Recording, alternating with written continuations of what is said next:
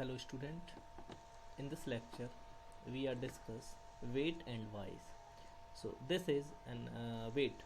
ठीक, weight क्या होता है? अभी हमने पढ़ा neural network, artificial neural network, तो उसी से संबंधित कुछ यहाँ टर्म्स हैं.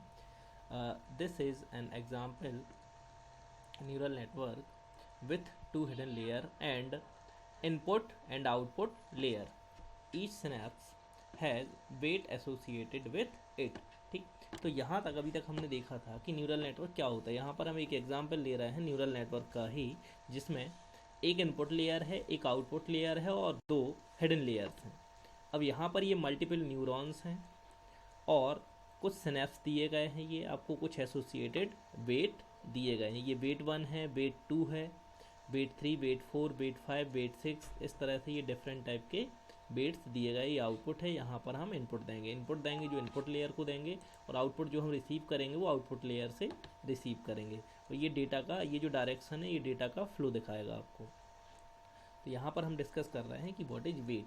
Wait are the coefficient of equation which you are trying to resolve. Negative weights reduce the value of an output. Negative weight output की वैल्यू को रिड्यूस करते हैं. ठीक, when a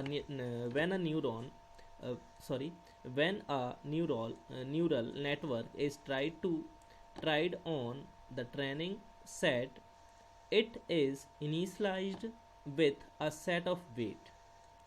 These weight are then optimized during the training period and the optimum weight are produced.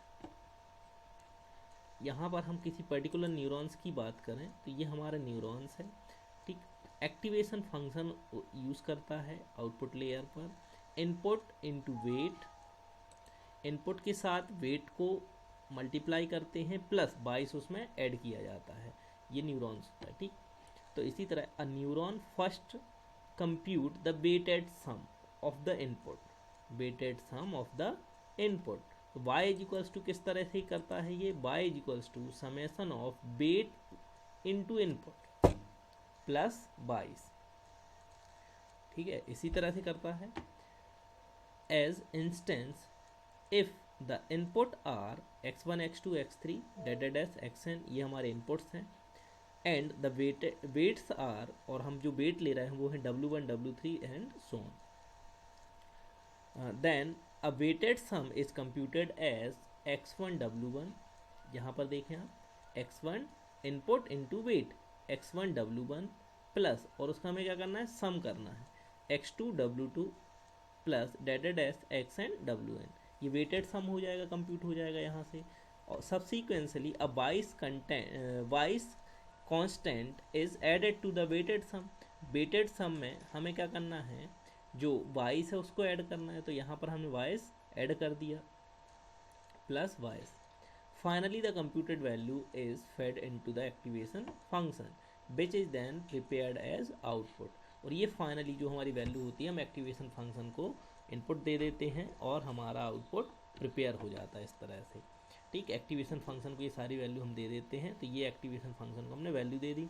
This example should help you see that there is a positive relationship between the price of car. तो यहाँ पर एक example के through बताया है कि price of car आप कैसे कैलकुलेट करोगे.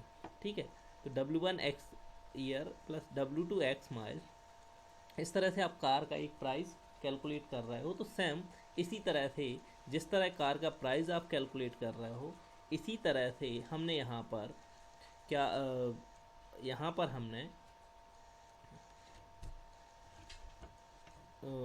एक्टिवेशन फंक्शन का वेट और वाइस का एक एग्जांपल हम कंसीडर कर रहे थे कि किस तरह से ये काम करता है. वेट का क्या वैल्यू होती है, क्या हमारे काम में आता है वेट. तो